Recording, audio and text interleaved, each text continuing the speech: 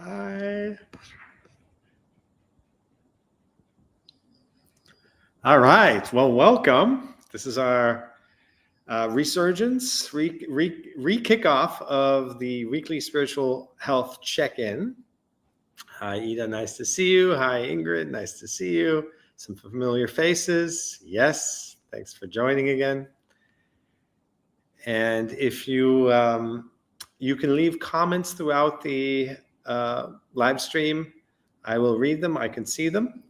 And you can also, if you join on the StreamYard platform, then through that link, then you can also raise your hand and I can, or request that I bring you up on stage and then you can ask live questions. So we have a fascinating topic today, and that is how to get to our goals the fastest. And it's a very practical spirituality theme because we tend to set ourselves goals and pursue these outcomes, which we hope will fulfill us and make us feel whole. And there's an interesting paradox that comes into play when it comes to outcomes. And that is that we don't get there by wanting to be there. We get there by wanting to be here. And the mind thinks of this as a paradox, but ultimately this is how energy works. We live in an energy universe. We are energy beings. And so when you push against energy, it pushes back. That's not how we get somewhere. We actually create resistance by wanting to be somewhere where we're currently not. The answer, as always, is to accept where we are, but from a place we can actually move forward the quickest. And so it goes counter all our intuition or what the mind says we should be doing, what counter our conditioning, what we are told and raised to do, that we should roll up our sleeves and try harder and work harder and push harder and know more and get a better education and set stronger goals. And all of that goes into the opposite direction of how energy works.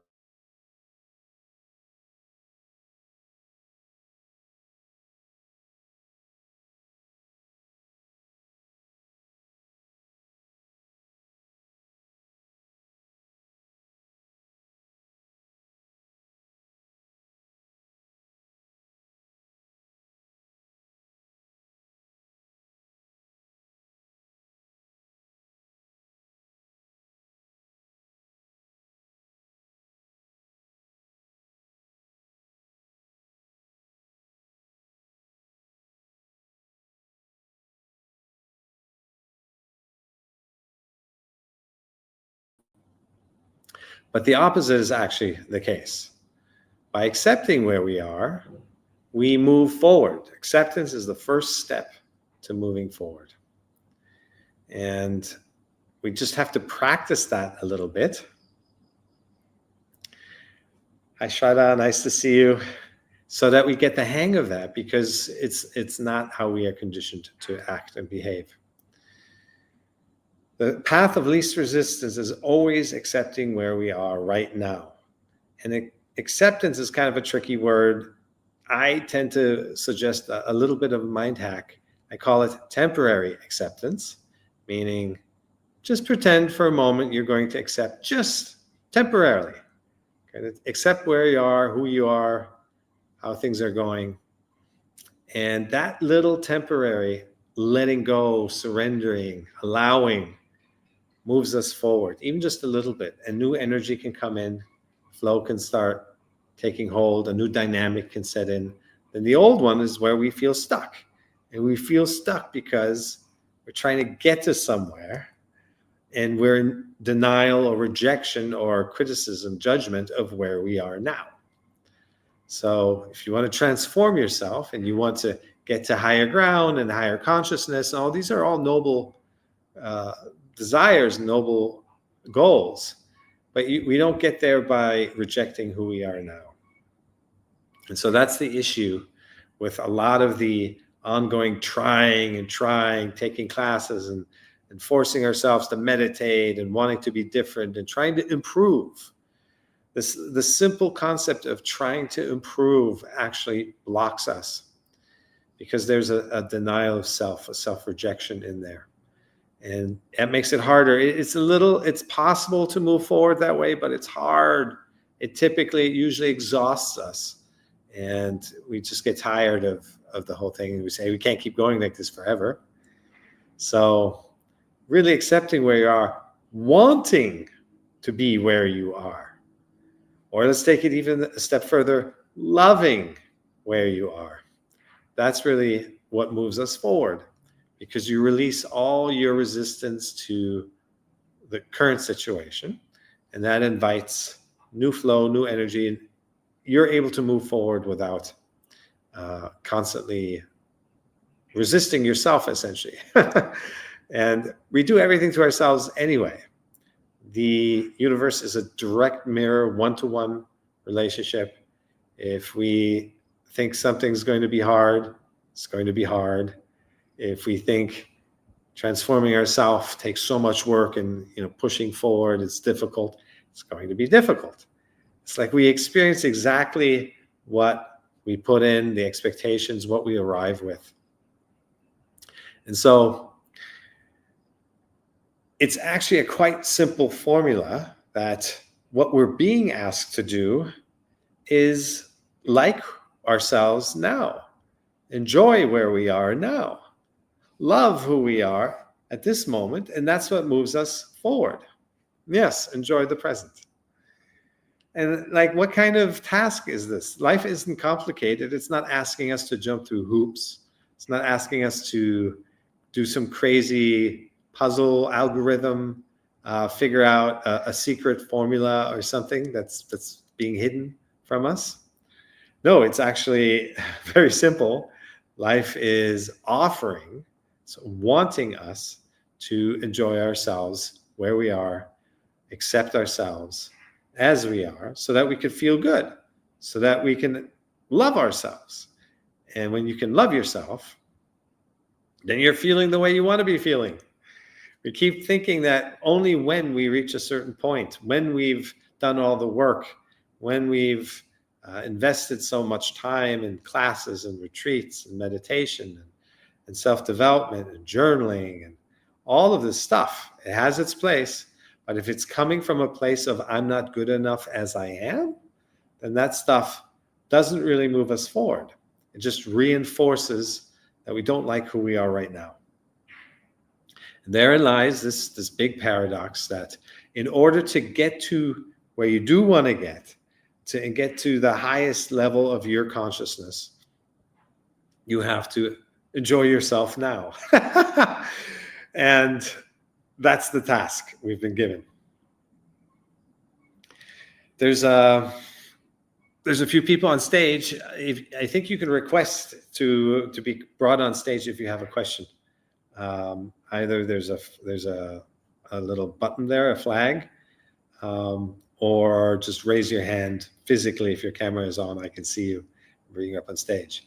Yes, a great topic to start the new year. It's a great topic to start any day. The new year, by the way, I just learned, actually starts, I think, March 21st in the ancient calendars. September actually means seven, sept, right, in Latin or Greek, and October is 8, and so on. So we're actually the spring equinox is when the real year starts. So if we feel a little sluggish at the start of our January 1st kind of a new year, then it's because we're still in that winter hibernation mode. Anyway, we should always be giving ourselves a break anyway, and not being hard on ourselves. In fact, that's the topic of today, is to love where you are in order to get to where you want to be. And even though that sounds paradoxical, that's how things work. And ultimately, that's a beautiful formula. Why want it to be any different? Why make it complicated on ourselves? We really are the masters of our own fortunes. We are Happiness is 100% within our reach, and it's also 100% our responsibility. So that's how that goes. There's a lot of industry out there, of course, that talks about habit, making, and especially at the start of the new year, that setting new habits and new protocols, something to move you forward. And as we know, if it's going to the gym or better self-care, whatever it may be, after, I think, February, it all falls off. The gyms are empty again, and most of the memberships to whatever we purchase with the best intentions remain unused. So that's because we're fighting who we are right now. We're trying to get away from ourselves, and that's what makes it hard. So the real task is, how can you accept where you are right now? And that's really where gratitude comes in. That's where a presence practice. That's where, if we find the aliveness in the things around us, in order to do that, we have to tap into our own aliveness. And everything is alive. We can find aliveness in a chair, in a table, obviously in nature or a pet. Those things are more obvious, but it can be found in everything. And all we have to do is look very closely. It sounds too simple to be true, but it's how it works. If you look very closely, you can see the detail, explore, let the detail pull you into whatever you're observing, and you start to become part of it, its existence, the fact that it exists. On the surface, it may seem inanimate, but underneath there's an aliveness. Even the tree has, a table is made of a tree that has been there for 100 years, and it took people to craftsmanship to create something out of that and to put it together. And you bought it somewhere, and you brought it home or had it delivered, and the detail of it is so endless. If you just lose yourself in the detail, you'll very quickly get pulled out of your thoughts about past and future, and wind up with the presence and the aliveness of everything as it is right now. It's the fact that it exists is the most powerful thing. It doesn't matter if you're going for a walk, if you're spending time at work, maybe dealing with boring clients or routine activities, or if you just reached the summit of a mountain and it took you however long to climb up there. There's no real difference in those two experiences if you're coming from the place of, this is amazing, for the very fact that it is happening, that it exists. Then you feel that same euphoria, the same high, the same frequency, the same vibration, that same high level consciousness in either situation, because both are as miraculous as it gets. So even when you find yourself in mundane situation and doing chores or dealing with people who can be annoying otherwise if you judge them, right? If you need them to make you happy for some reason. But rather, if you just tune into that part of the happening of the situation, then you tune into this miracle of like, wow, all of this is happening. It's amazing that it exists. And it doesn't matter, the content of it is secondary. You could even say it's irrelevant. The fact that you are experiencing, this is happening, that's the amazing part. So from that perspective, you can find that amazingness in everything, absolutely everything. And that invitation into that aliveness, into the amazingness that something exists, its sheer existence, is there all the time. It doesn't hold a grudge. You can stay disconnected. We can stay lost in thought, which we spend, the majority of the day, we spend absent-minded. We think about things, past and future, that aren't really real. We pull in situations that have already happened and kind of replay them in our heads and go down rabbit holes, or we think about the future and planning ahead and having expectations and as we started talking, is that we're always pursuing some kind of goal to make us happy. And that's implying, it's reinforcing that we're not happy now. Now, you can still pursue goals and set yourself and celebrate yourself for achievements. But the point is that if it's coming from a place of lack, then those achievements will disappoint you because you're putting all the weight and the pressure of your happiness, of your expected happiness on these outcomes. And they cannot live up to your expectations because the reality is always going to be different. It'll never really match what you want to have happen. And if you're trying to control and steer and you're dependent on it turning out a very specific way to match your plan, then it's highly likely that you'll be disappointed. And even if it does match your expectations to a good degree, which is rare, but even if it does, for the most part, the joy from experiencing any outcome, any achievement, doesn't last more than a few moments, a few days, a few weeks at most. Even the biggest goals we set ourselves in our life, they fade because life continues. It doesn't just stop. We somehow think that when we achieve something, that life is going to stand still. It's going to stop and we'll be happy forever. And it just doesn't work that way. It's going to come and go. And whatever that experience may be, it can be pleasing. It can be, unpleasant as well. But whatever it is, it's going to come and go, and life keeps going. You have to wake up again the next day. You'll have to realize that what you set yourself out to and all the amount of energy and time you've invested is now in the past. And any expectations you put on that, the longer you sacrificed your happiness along the way, the bigger the disappointment. So how can we enjoy expectations? That's a great question. Expectation is our hope about the goal, right? So expectation in itself, it's a great question, is not really helpful, but we can not help have some level of expectation. So you're right there that it's not something we should, again, try to avoid. Anything we pursue, we're going to somehow create a little bit of, an expectation of what's going to happen, how it's going to turn out. Nothing wrong with that. It's just if we put everything into our expectations, then we have everything riding on this one horse, if you will, and then the outcome will always disappoint us. So I don't think it's about enjoying the expectation so much. It's an interesting concept.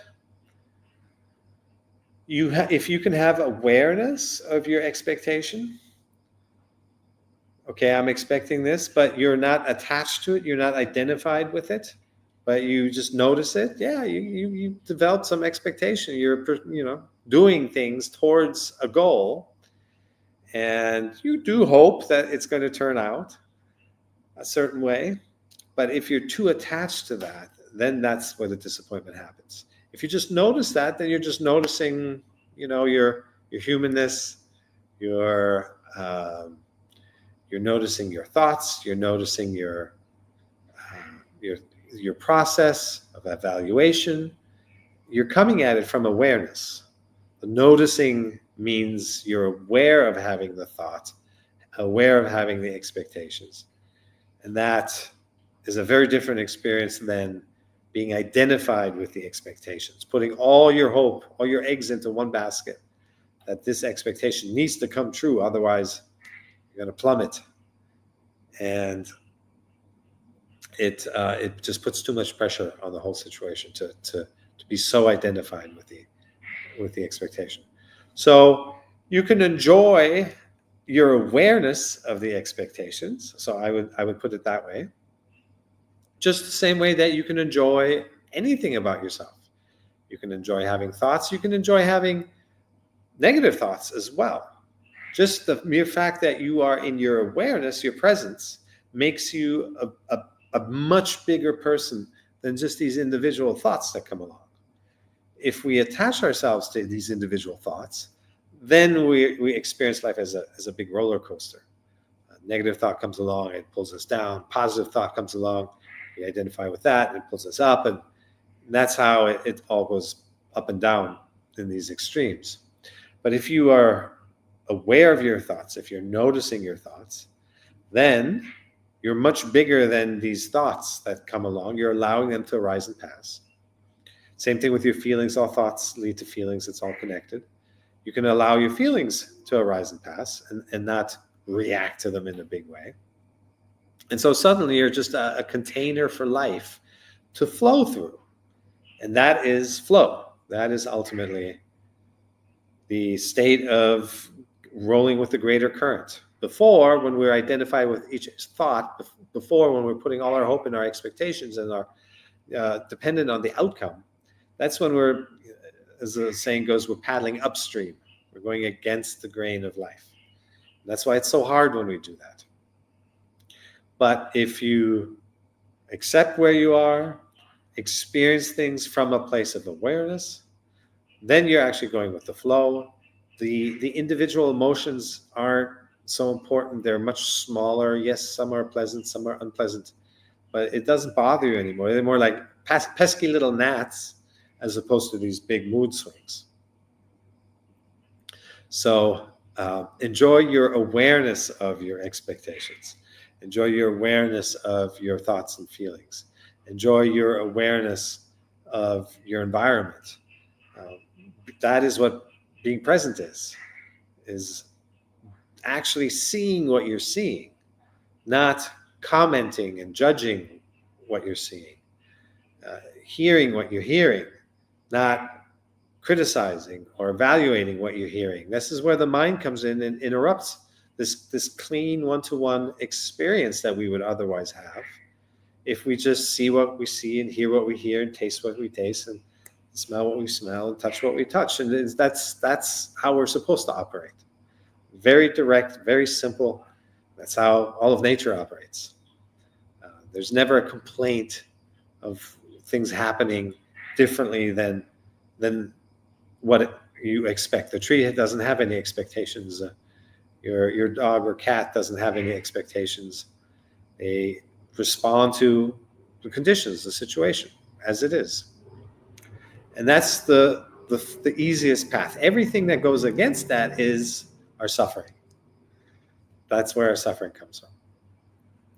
And even though there are some emotions that are, not the most pleasant ones, there are some difficult ones for sure. Ultimately, they, as described, cannot get to you, cannot bring you down as long as you're in your awareness of them. Because that's who we are. We are our awareness. We are not the thoughts, not the feelings, not the things happening to us. Life isn't happening to us. Everything we see is a mirror. It's a reflection of how we interpret life. So we're only experiencing ourselves, always. And we want to come out of these filters and these lenses that we put on things that are always interpreting everything. And we want to get to a place of what I call objective reality, where we just see things as they are without a mental commentary on it. That's ultimately when you take any example and just imagine it happening without you there to judge it. That's how simple life is. Things are just happening. Nothing is inherently good or bad. Nothing has inherent meaning either. We have a choice to give it meaning, but there's no reason to give anything negative meaning because we're just hurting ourselves. So that choice that we have, we should be very careful with, because we can hurt ourselves if we assign negative meaning. Similarly, and conversely, we can help ourselves and elevate ourselves if we assign positive meaning. But even there, the assignment of any value judgment needs to come from a place of awareness. If it's attachment again, then it goes to the question about our expectations, can we enjoy them? Well, if you're identified and you put all the weight on that expectation, then you're too close to it, you're too identified with it. That's where the trouble starts. But rather, you can notice your expectation, hold space for it to some degree, but be ready to let go of it as well if things show themselves to be different.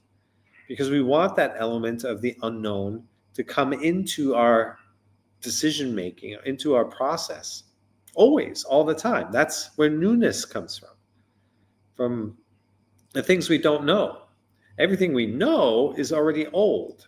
We can't create from all the things that we already know. There's nothing fresh in there. It's all in the past. It's all stale. It's nothing that can inspire us. And it's not where passion comes from. A big part of us, say 50-50. 50% is your experience, 50% is your knowledge and everything you've been through, and your personality and like your karma and all that. But the other half, we need to be open to allowing the unknown to enter the equation and then help co-create the situation. I talk about this in my writing classes a lot, is if it's just you trying to write, you'll very quickly run into writer's block because there's just nothing new and nothing fresh. There's nothing that inspires you from what you already know. But if you just start writing with a part of you not knowing what's going to happen, but accepting that, I'm just going to start writing. Maybe a beginning, a starting point, some idea, that's good, but you don't have to figure it all out in your head before you put pen on paper. Same thing with your life. You don't have to figure out your life or what's tomorrow's meeting or whatever it is ahead of time. It's okay to prepare. It's okay to know your skill set, especially when it comes to the workplace. That's what you're being hired for. But then let the situation arrive and respond to what's there. Let that unknown inform you in that moment. And now you're alive. Now you're real. And that will make you more popular and more respected and more powerful than anything else. People, when they see you showing up and you're real because you're responding to what's there, they recognize that as something they want within themselves as well. So you might get more job opportunities, or people will want to work with you more closely and want you on their team, and just want you around them because you're real. And compared to somebody who's playing out a script, they're acting from these expectations. That doesn't have any aliveness in it. And you've probably experienced this maybe at school or university, if a professor was teaching from a rehearsed script or just kind of reading off the bullets or off the board, it doesn't feel interesting. Like then you can just read it. But if they are free forming and they're channeling and things are coming through them, that's when you realize there's something there, there's a spark there's something that could happen that even the presenter doesn't know. So it makes the whole thing much more interesting. Makes it interesting for the presenter, the teacher, to be engaging and inviting this unknown element into their presentation. And it's interesting for the audience to be listening to that because they're co-creating this. You are co-creating this right now with me. And so we're taught to be afraid of the unknown. And we're taught to create a plan, a 1-year, 5-year, 10-year plan. We're taught to plan out our whole life and then chase after these outcomes and achieve these milestones, and then we'll be happy. And nothing could be more upside down. Nothing could be more inverse of how we actually experience happiness, how we co-create with the unknown, how we can discover ourselves and deepen ourselves and not just always stay the same person. Life won't let us stay the same person anyway. And that's what happens when we have these plans and we pursue these outcomes. And then we get disappointed when it happens differently. It's because we're not allowed to just know everything and predict everything and stay in our comfort zone forever and have nothing change. That's not alive. You could say that that's dead. What's alive is things happening that we don't know about. That's alive. And being part of that, we experience our own aliveness. And that's the most beautiful thing. That's what we're all after. It's the rapture of our aliveness, as Joseph Campbell would say. There's a thrill in that. And yet here we are, we're educated and we're taught to shut that down and just execute on our plan, our expectations. It doesn't work that way. Well, we do that, that has its purpose, so that we can build contrast, so that we can then realize it doesn't work that way, but what is the better way? And that's when we wind up tuning into sessions like this and doing our own work and discovering self-help and self-development techniques. So yes, I mean, that may come with the realization. Ida, you're saying for years you were dead living. That may come with the realization that we haven't been alive. And that's what we needed to get. So that experience had its purpose in order to get you to the point where now you're ready to step into your aliveness. And you couldn't if you didn't have the contrast from your non-aliveness from before. So that had its purpose. It's not something that should be regretted. It can't be. It's part of you now, and it's deepened you in a way that nothing else could have if you were just kind of born perfect. I always joke, like, if we were just born perfect, whatever that may be, there'd be no journey, there'd be no life, there'd be no purpose for us to be here. And so our purpose here on the planet, in this dimension, is to experience things that don't resonate, that don't fulfill us, that take us off our path, so that we can experience what that's like, so that it can push us onto our path, make us want to look deeper within ourselves, not just attach ourselves to the surface.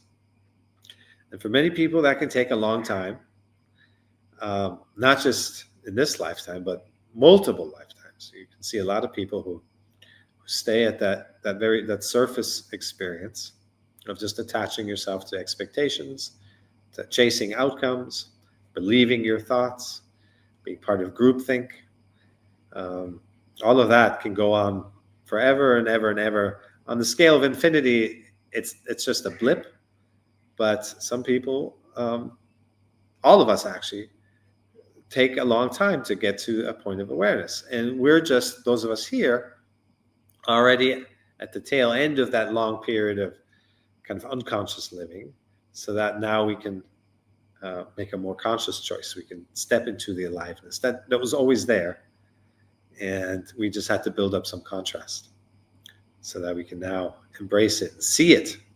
It's funny, when we see these things, we realize it was there all along. And the important thing there is, again, not to regret or belittle ourselves or diminish the path that we've walked. It should be celebrated. You are now in a position to help others, whether you do it overtly as part of a profession, an occupation, as a facilitator, or whether you do it quietly as just the person you are. This is the energy of awareness that you now carry, that you bring wherever you go. And you shine that light of your awareness onto the people around you. And they like that. Even if they're not ready to embrace it for themselves, they can feel that. So this is where you contribute back to, the frequency spectrum of the entire planet. And it doesn't have to be an overt occupation. It could just, your being is the strongest doing when it comes to giving back. So for some people, that might mean literally sitting in the mountaintop or in a cave and just being all day long. although I've spent some time with monks and they are incredibly busy. They're not just sitting around, but they're just doing everything that they do with such presence and such inspiration. They see the aliveness in the most mundane activities, as well as the most inspiring activities. Everything is inspiring and alive to them. So that's why they have that shine. And everyone can have that shine. Or for many people, it just means doing what you're already doing, but bring the consciousness into your job, into your relationships, into your family, into your circle of friends.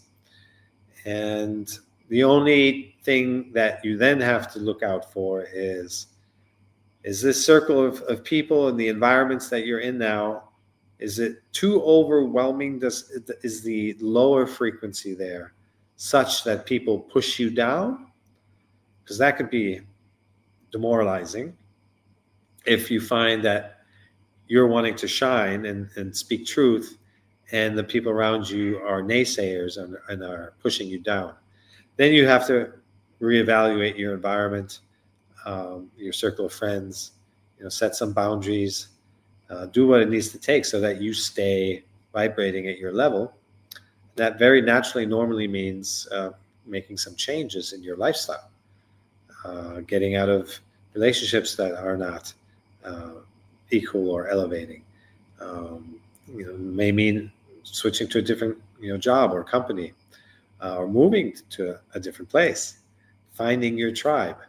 That's part of it. That's part of the physical struggle when you awaken and become more aware of things, that you realize how things actually work in this world that is largely unconscious, that is operating at what I call level 1 awareness. And if you're at a higher level, now you're dealing with an environment that is designed by and for lower level awareness people. So a lot of the struggle that a lot of the people that I engage with and then I encounter here is people trying to get away from that and carve out their life in a new chapter, because the old way of living is no longer acceptable. They too had to go through that experience of whatever it may have been.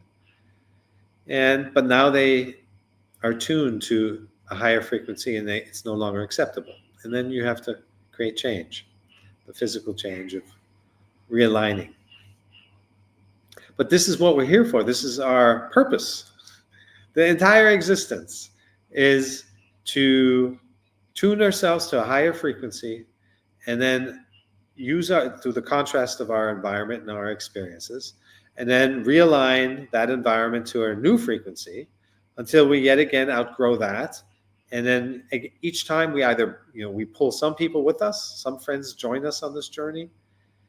Some people are on the same path, or others, we leave behind, or that their timing is different. Whatever it may be, we can't cling to that. There's no sense. We can't change people. So the main purpose here is to cultivate a higher frequency, and we do that by accepting where we are. So this is where we come full circle to today's topic. Accepting where you are and how you are and who you are is what moves us forward the quickest. And it's exactly opposite to what we're taught. We're taught to try and exert effort. And this trying, this exerting, there's a self-rejection contained in there that is a form of resistance to who we are. So it's okay, again, to set goals, but ultimately you have to love yourself as you are where you are. You have to want to be here. Whatever constitutes here, look at your environment, look at the situation, and break it down into all the different components, different parts. Maybe it's family, maybe it's friends, maybe it's relationships, maybe it's workplace, maybe it's the city where you live, maybe it's the people you engage with in your free time, and whatever it may be. Look at these areas and accept them fully, who you are, how you show up in these situations. And that's how we grow out of them. This is how we elevate ourselves out of those situations. What's real right now is what you've got to work with. If you're just in your head and you're saying, I want to be somewhere, there's nothing real that you're working off of. You're just kind of making something up in your head. And that's really hard to try to work towards that, because you're going against where you are right now. And now you're swimming upstream. But if you work with what's actually here right now, what's real, and accept that, this is who I am, this is how I show up, this is what's happening, this is my financial situation, this is the expectations that I had weren't met, so this is the reality that's actually what's happening right now. Work with that, because that's what's real. Accept that, allow that to be, surrender to that, don't want it to be different. And the not wanting it to be different moves you out of it, past it, moves you forward. And you used your circumstances to move forward. And if you resist your circumstances, it just holds you back. It's very clear. So we just have to shine a little awareness on that. If there's something in your life that you don't like, by pushing against it, by having this, I don't like this, you can notice that you don't like it, but ultimately you have to accept it as it is. Temporarily, just think of it as temporary acceptance. I'm going to accept this, and that will help me move beyond it.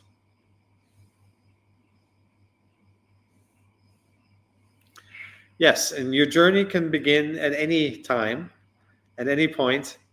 The universe doesn't care what's happening, where you are.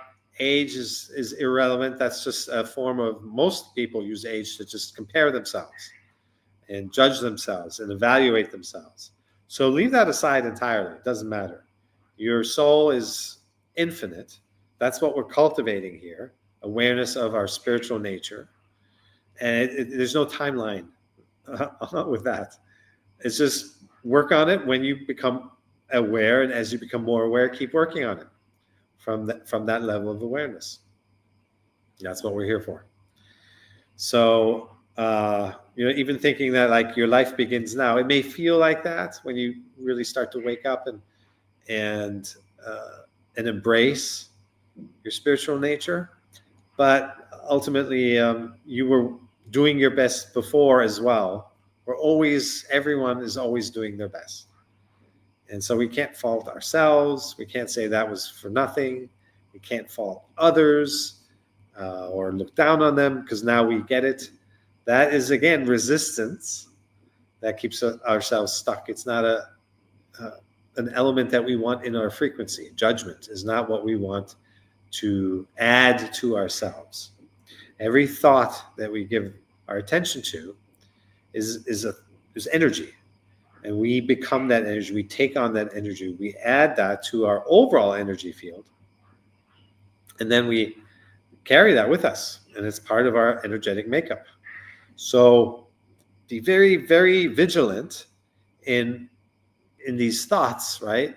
Is there any rejection in there? Is there any self-denial? Are you denying your other experiences, your past? Because that is not a helpful thought. And to give your energy to that, you're giving away your power to something that is, even just slightly negative. It's why add that to yourself. There's no need to. You can reframe that as something that got you here. You can find gratitude for that. You can find total acceptance. And that, again, releases you from your resistance to the past or from something that's already happened. And it opens you up and makes you available for the unknown, for fresh new things to come in. If you're focused over here on this was for nothing, or I didn't like this about me, or this or that, then you're not open to things over here. So coming out of the attachment, the resistance over here, makes you available to, well, what's new, what's coming in. That is the co-creative process, because we're not in control at all. We're here to collaborate with this incredible creative partner, this endless source of inspiration and energy and ideas. And we just have to pivot in that direction and make ourselves available to that, this forward-looking mindset. Then if we're lingering on the past and amplifying what has already happened and replaying it and wanting it to be different, does no one any good, and especially doesn't do us good. It doesn't move us into receiving mode. So that's the most important thing. If you have a goal, if you have an outcome somewhere you want to get to, the fastest path, most efficient path, the most fulfilling path is to learn to want to be where you are. Want to be where you are. If you want to be where you are, you're going to like where you are. You're going to learn to love where you are. You're going to feel love for yourself and where you are. And that's how you want to be feeling anyways. That outcome becomes less and less important because along the way, you're liking where you are. You're loving who you are. One step at a time, moment by moment. Accept, accept, accept. And that's the state you want to be in anyway. Because that outcome isn't the end anyway. Life continues after that. So it's about cultivating this forward momentum of acceptance and love and surrender and really liking where you are. You can notice things that are triggering. The noticing is important. That's, as long as you're coming from your awareness, that's helpful. But if you get caught up on it, if you get identified with what's not right, with the lack, with the I'm not good enough, then the flow starts to shut down quickly, and you find yourself, you're just holding yourself back again. So it's we're just taught the opposite of how it really works, and that is to love yourself as you are, where you are right now, and that's what actually gets us going forward the quickest. All right, we have if there's any questions, you can post them now. Otherwise, we have a meditation that I want to put in. We're coming close to the top of the hour. Go ahead, and I'll wait a minute to see if you raise your hand or if anything gets posted.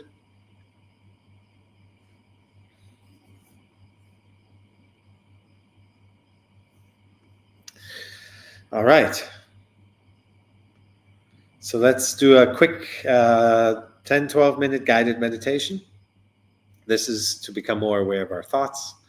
And the central piece here is when, not if, but when you notice that your mind has drifted, meaning you've gotten lost in the identification with some thought again, that when you notice it, when you snap out of that, do you accept it? My mind has drifted. My attention is not where I want it to be. The reality is different than my intentions.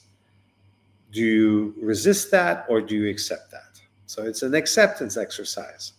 And if you bring that exercise to the rest of your life, then you're getting better and better at seeing things as they are, accepting them as they are, and moving through them as they are into a brighter future. Keeping a level head, making better decisions, clear decisions. So that's the important piece. We're going to focus on our breath, but when your mind drifts and you notice that it's drifted, learn to accept that moment without frustration, without dismay, but with full acceptance. Okay, I'm going to guide us through this meditation.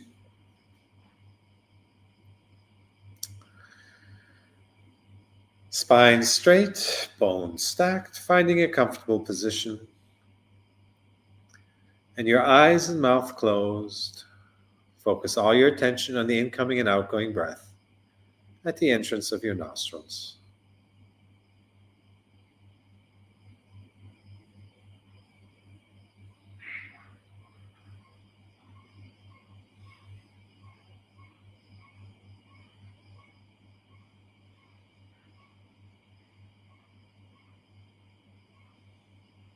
If you have trouble locating your breath, you can breathe slightly harder once or twice.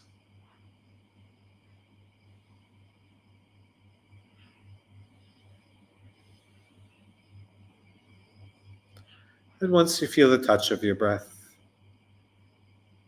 Return to natural breath, normal breath.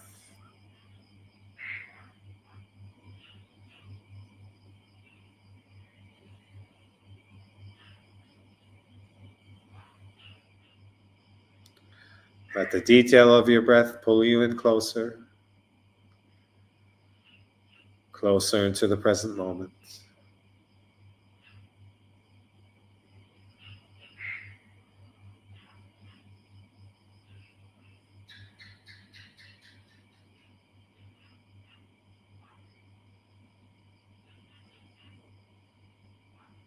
If your breath is shallow,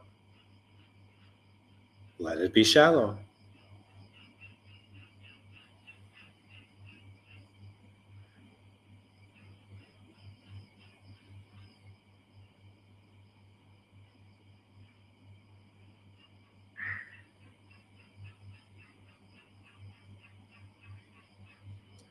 If your breath is deep, let it be deep.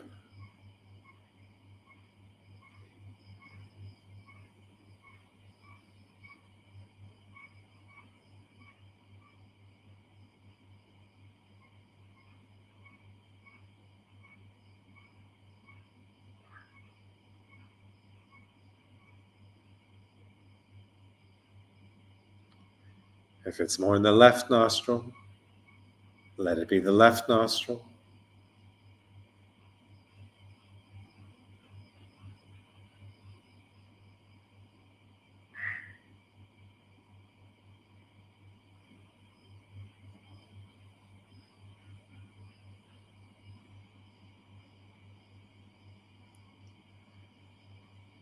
If it's more in the right nostril,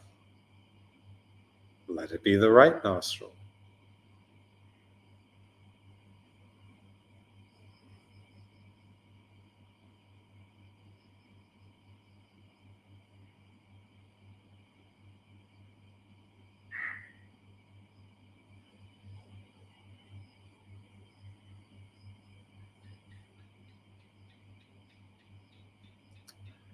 Or if it's in both nostrils, let it be both.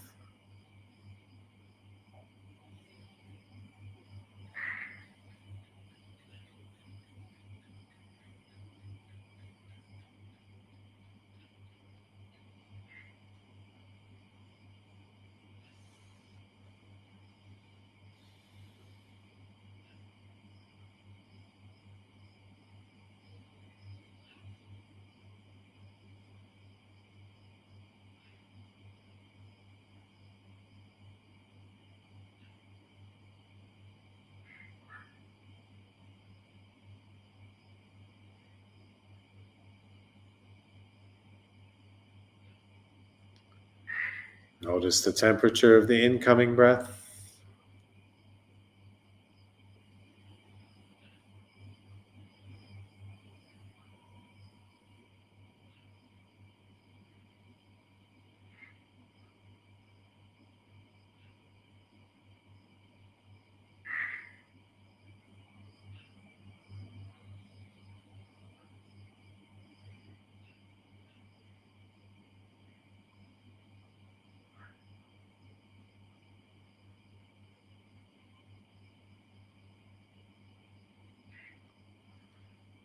Notice the temperature of the outgoing breath.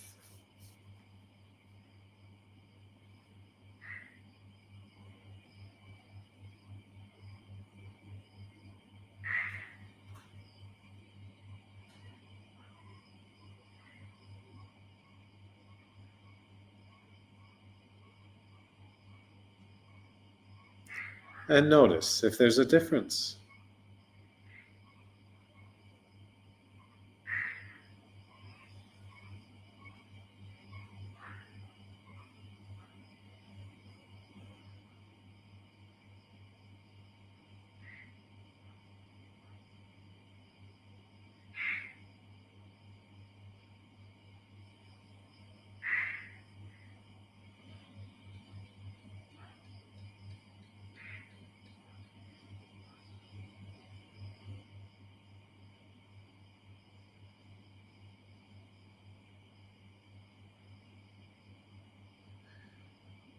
Notice the pace of the incoming breath.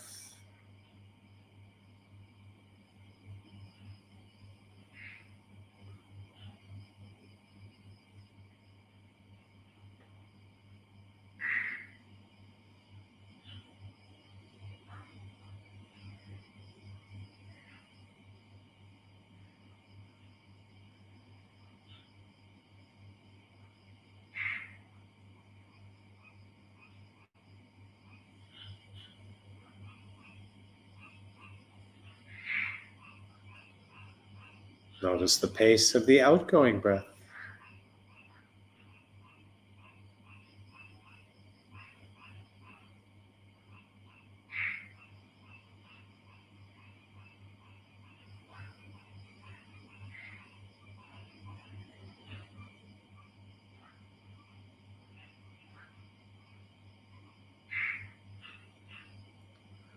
And notice if there's a difference.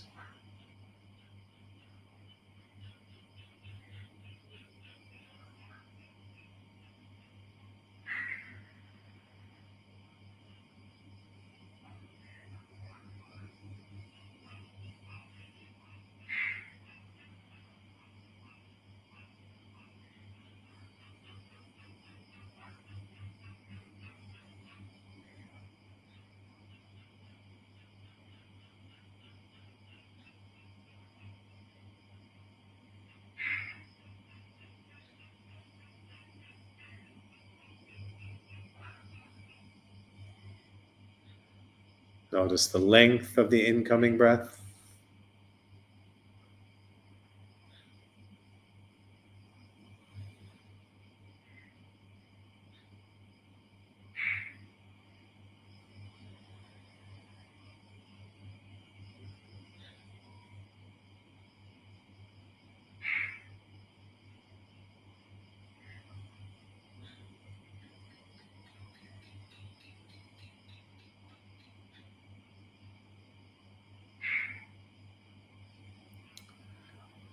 Notice the length of the outgoing breath.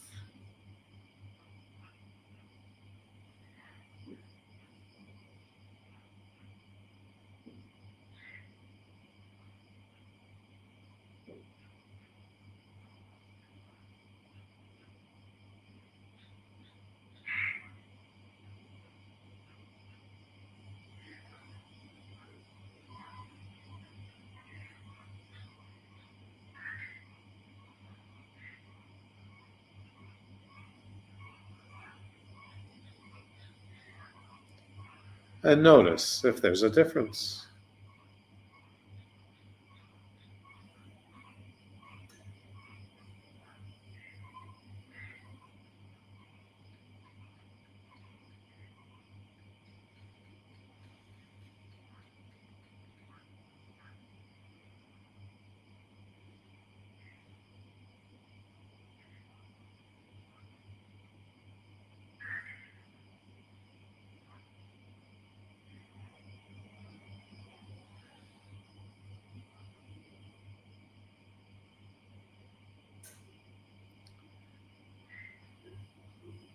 And whenever you find that your mind has wandered, simply notice it.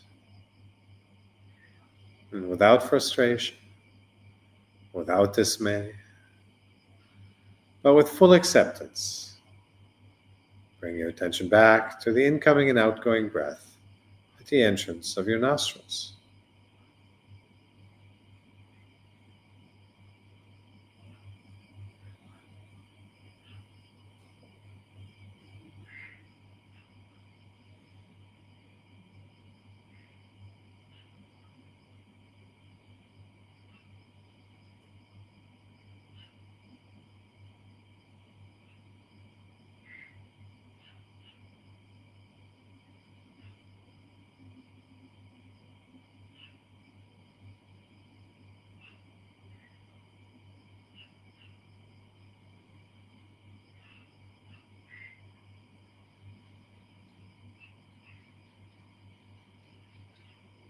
Natural breath.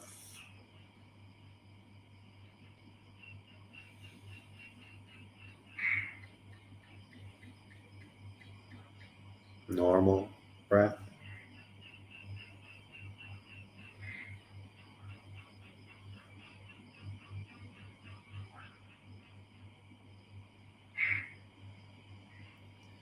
Observe your breath as it is,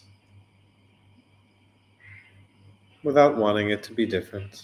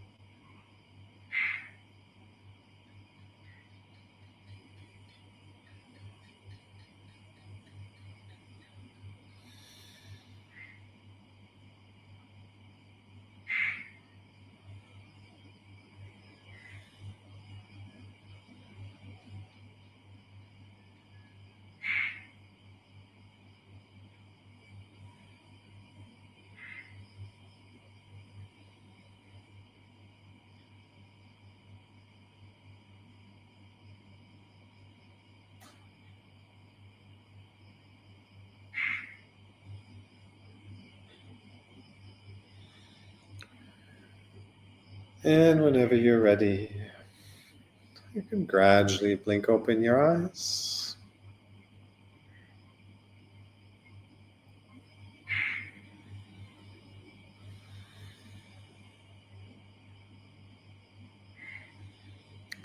Notice your environment.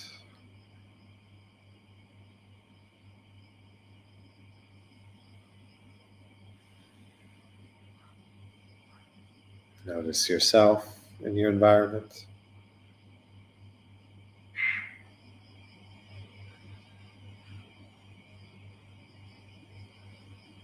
Notice your peace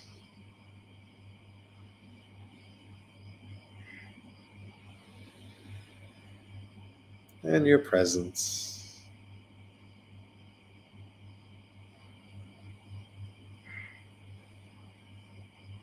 And your stillness.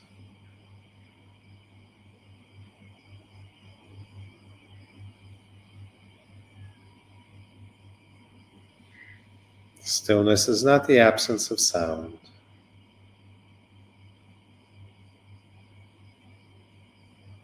It is the presence of consciousness.